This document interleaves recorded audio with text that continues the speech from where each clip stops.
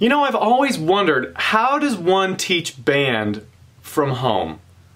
Well, thanks to the coronavirus, I get to find out. Woo! For a while, coronavirus was this disease we'd heard about in China, and then it started to get closer and closer to home, and then eventually, well... No!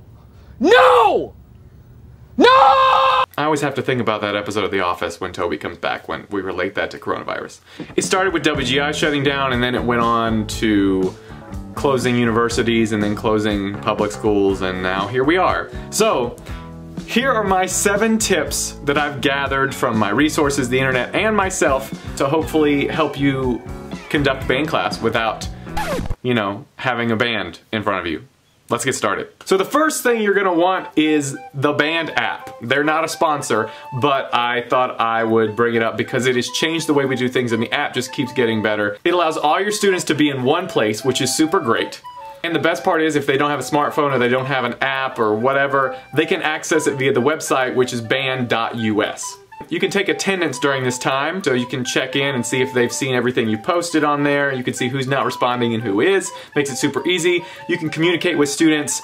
They can send you playing tests. You can upload videos and files for them to look at, photos, everything. And it's just this, like, almost this Facebook version, but for band people. And it's super great, and you can create as many as you want. I think you can have up to like 1,000 people in a single band. And as of this video right now, it is still free. Again, this is not a sponsorship, but we love using it, and it makes communicating with my band students that much easier, especially during times that we're not together, like right now, but also it makes my life a lot easier when we are in school, so it's only that much more crucial now.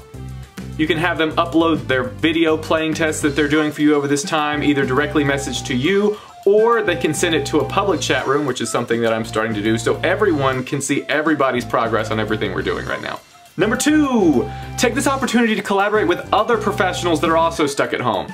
So if you've got really good friends that are really good at what they do, ask them to come on and do a live stream for some of your students, right? For example, I have a clarinet buddy and a flute buddy that are gonna come on at some point, and we're gonna do a live stream for my students. They're gonna ask specific flute and clarinet questions that perhaps I can't answer, because let's be honest, as band directors, we don't know all the instruments to the same amount, and we're always learning, especially if we're a younger, coming out of college band director. So getting that information from other people and having them come on, because they're bored at their house too, you might as well have them pop onto a Google Hangout and live stream that to YouTube with a private link or an unlisted link, so that your students can get the link that you post on Band app and have them come and watch and listen to and submit questions for these people to answer, and it's a great collaboration tool.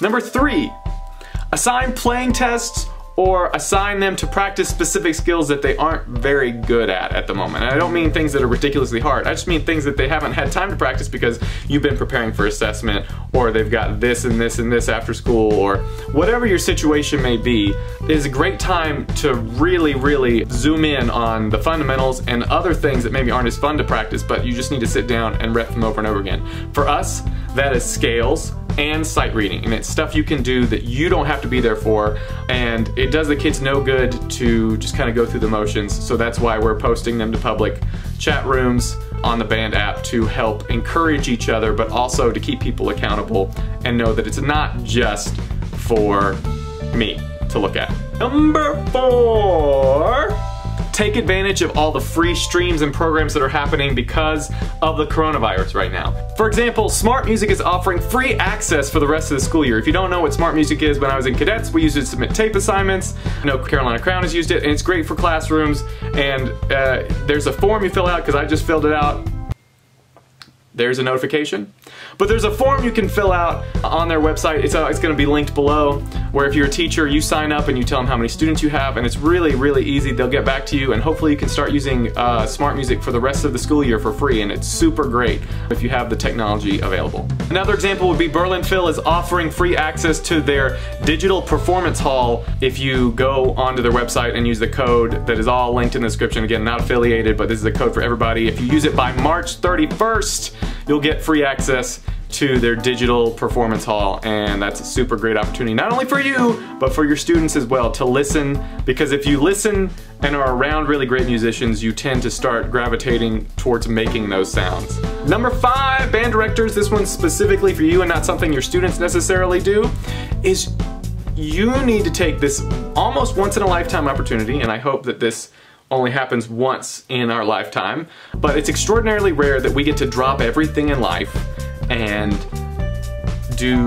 clear our schedules completely. And I think this is the perfect time to pick up a secondary instrument that you're not the best at and start to get better at it so you can better help your students. For me, I know I'm gonna work on flute and clarinet, like that's where I'm at right now. Me and Brassland, we're doing pretty great because I'm a French horn player by trade. Yeah, flute and clarinet, I could definitely get better at those so I can better help out students. And because you're at home, there's really nobody to judge you, so you should try it and make the terrible sounds and learn how to fix it so you can teach your students how to fix those sounds.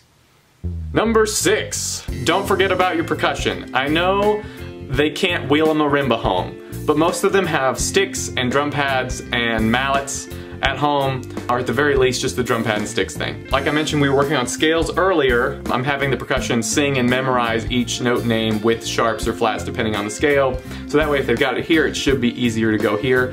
One of my percussionists actually created a cardboard version of the keys on a keyboard and used duct tape to do so, and I'm just gonna put a picture right here. Dare I say, they should think outside the box. That's going the extra mile, and by all means encourage that. That is fantastic and an awesome tool for people that can't go to do the thing that they love and enjoy, which is hopefully band for them. Don't use it as an excuse, percussionists, to not do anything. They can still be involved in everything you're doing and work out their minds and their chops without having a marimba or an actual drum or whatever. If you're fortunate enough to have that stuff, great, then you can practice it, but if not, make results, not excuses. Do what you can. And as band directors, we kind of have to remind them of that. So don't forget about your percussionist. And number 7, you can start using this time to plan for the fall. The spring schedules are kind of up in the air right now, so most of you have already planned out, hopefully, the rest of your spring semester, but it's all kind of gone in the shredder at this point. Keep that on a shelf somewhere and start planning for the fall, because more than likely fall is going to happen and is more concrete than anything's going to happen this semester. So start planning, think about your marching band show, put a little extra time into that if that's what you're doing. Plan out maybe what your fall ensemble might play, or what things you want to explore, what curriculum you want to look at, that sort of thing. And just get ready and maybe have a calendar and start planning specific dates and all that kind of thing. So just get ahead while you have this time. Like I said, it's like once in a lifetime that we're going to have this opportunity to drop everything.